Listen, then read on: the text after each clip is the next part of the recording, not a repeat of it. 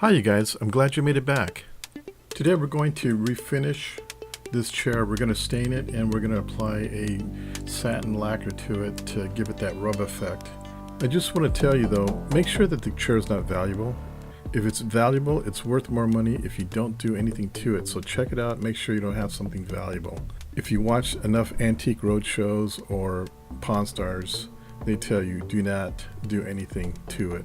So make sure Abraham Lincoln didn't sit on it, or Einstein once sat on this chair and put bubblegum on the bottom of the chair. So with that, let's get started. You can see here it's pretty torn up. The finish itself is pretty chipped. There's not real deep nicks or gouges, but you can see there's some wear on it. So what we're going to do is we're going to get some sandpaper and lightly sand it. The areas that need sanding, obviously. The nicks we're going to sand a little bit more to kind of blend it into the wood. We don't really want to rub any of the detail off of it, so be careful when you're sanding it. You're going to sand it by hand, don't use a machine. You can see here what I'm using is just my my fingers, and again using about a 150 sandpaper. When you're sanding, use long strokes as you see here. Don't sand in one little area like that, because you'll create a divot right about there and you'll see a hole and it's going to look funny. So what you want to do is just long strokes all the way through.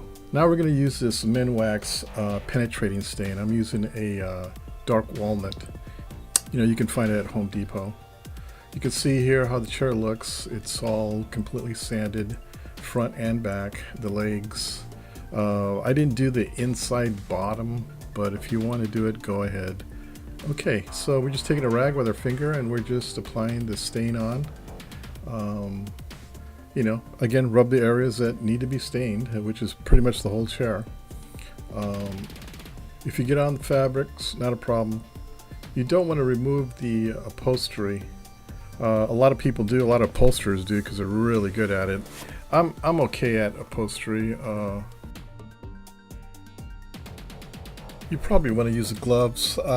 I've done this a million times. I get a little on my fingers sometimes, so it's not a big deal for me. But yeah, you should wear gloves.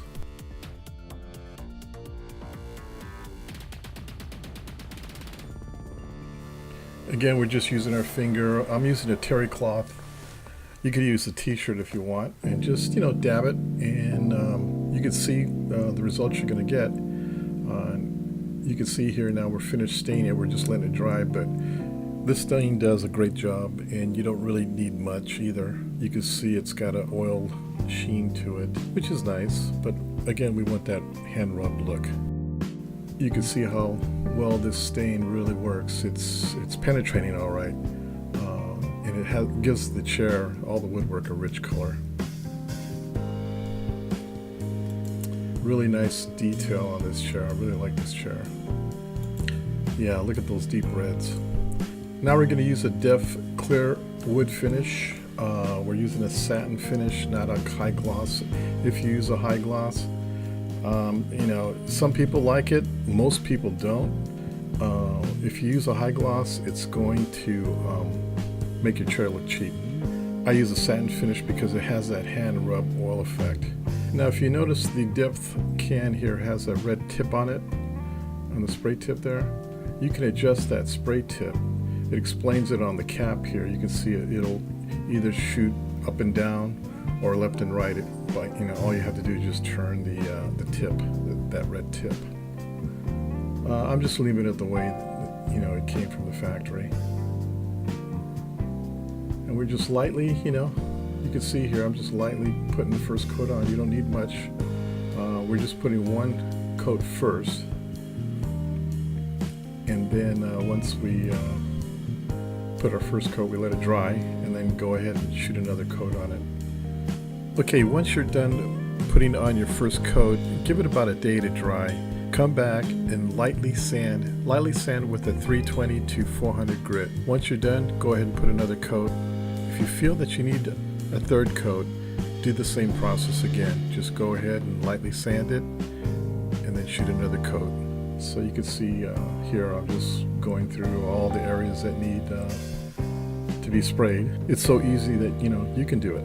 It's not brain surgery.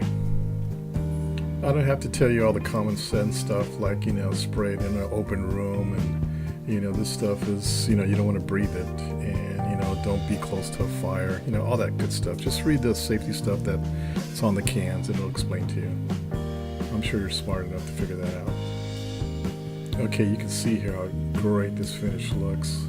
You can see how the upholstery is attached to the frame itself. And all we're going to do is apply fabric on top of the old fabric. We're going to add a little padding on the chair though, but essentially this is what it is. You can use a staple, you can use nails. We've got the back fabric on. You saw what happened on the bottom of the chair there. That's the fabric that's going to go on the chair. Again, there's the back. Once you got it all stapled in, the next thing you do is you're just going to cut the I'm going to show you where you should cut the fabric.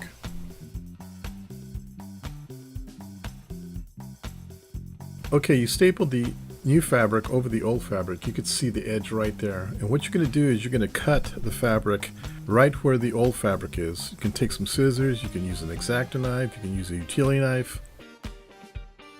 Whatever you're comfortable with, just cut it to the old fabric. Be careful not to scratch the finish. Once you cut the fabric to the old fabric, you're going to apply a piece of trim fabric right over the nails or staples that you applied. When picking your trim, make sure that it has a lot of detail to it and is somewhat embossed. That way, when you put a small staple in it, you don't notice the staple. Once you're done stapling it down, make sure you check all your staples so if someone sits on it, they don't get snagged. Okay, that's basically it. I know this was really fast, but it wasn't meant to be a highly detailed YouTube. But there's a lot of YouTubes out there that will show you in detail about upholstery. I just wanted to show you our trick and how we do it. Anyway, thanks for dropping by, and don't forget to like and subscribe. See you at my next video. Bye.